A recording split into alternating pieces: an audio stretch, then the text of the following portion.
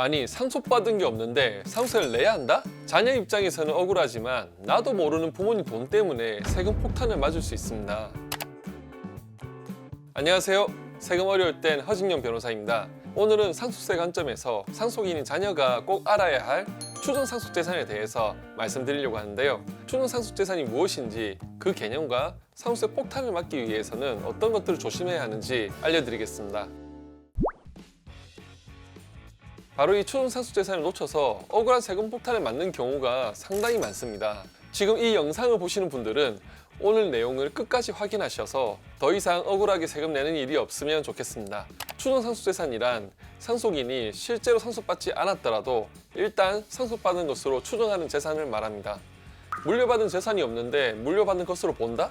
이게 말이 되는 상황인가 싶으실 텐데요. 추정상속재산은 쉽게 말해 고인이 생전의 재산을 미리 빼돌려 상속세를 부당하게 회피하려는 것을 막기 위한 제도입니다. 추정된 상속재산이기 때문에 실제로 상속된 것은 아니지만 국세청은 이를 상속재산으로 보고 상속세를 부과할 수 있습니다. 예를 들어 고인이 돌아가시기 전 상당량의 현금을 뽑아서 사용했는데 그 현금이 어디에 사용된 건지 확인이 안 되는 경우 국세청은 이 돈 다 상속인들이 가져간 거 아니야? 이렇게 추정하는 것인데요. 문제는 상속인이 실제로는 단 한 푼도 받은 적이 없어도 이 돈을 가져가지 않았다는 것을 직접 입증해야 합니다.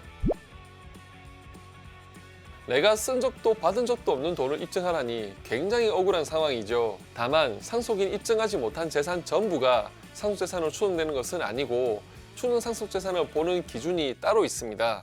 첫째, 현금, 예금 및 유가증권. 둘째, 부동산 및 부동산에 관한 권리. 셋째, 채무부담. 넷째, 기타 재산.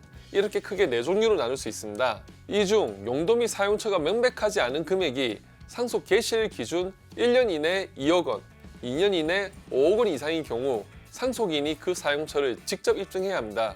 이때 2억 원, 5억 원의 금액은 재산의 종류별로 구분하여 각각 계산합니다. 쉽게 예를 들어 설명해 볼까요? 만약 상속 개시일이 2025년 7월 1일이라면 상속 개시일 기준 1년 이내는 2024년 7월 1일부터입니다.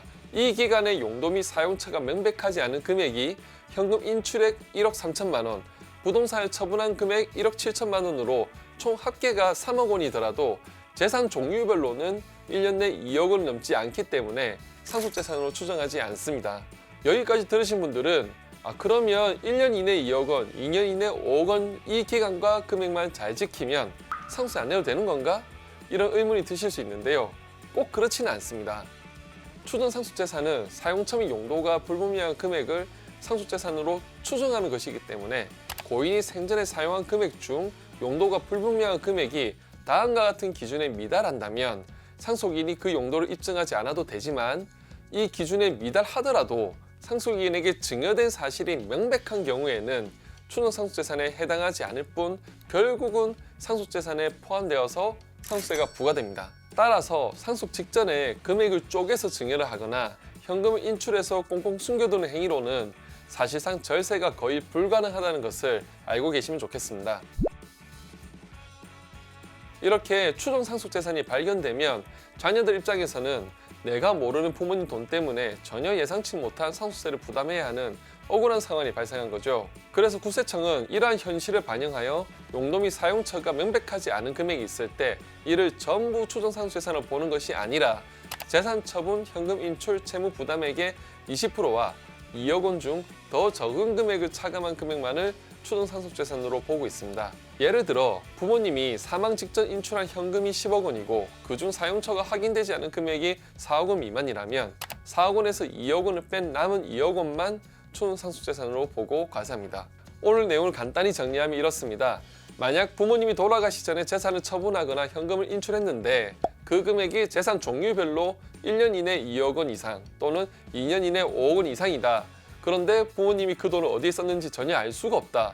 그러면 일단 그 돈은 자녀가 받았다고 보고 상속세를 부과하지만 확인이 안 된 금액 전체를 다 자녀가 받았다고 보는 것이 아니라 재산을 처분했거나 인출한 돈의 20%와 2억 원 중 더 적은 금액을 빼고 계산한다. 이렇게 정리할 수 있겠습니다. 자, 오늘은 상속세 관점에서 자녀가 꼭 알아야 할 추정상속재산 제도를 살펴보았는데요. 결국 이 추정상속재산의 기준을 잘 확인하여 예상치 못한 세금 폭탄을 피하자는 것이 오늘 영상의 핵심입니다. 오늘 영상만큼은 꼭 부모님과 공유하셔서 재산을 처분하거나 현금을 다량 인출하는 경우 용도와 사용처를 정리하고 객관적인 증빙 자료를 확보하는 작은 대비를 함께 해보시면 좋겠습니다. 오늘 영상 여기까지고요. 다음 시간엔 더 유익한 영상으로 돌아오겠습니다. 감사합니다.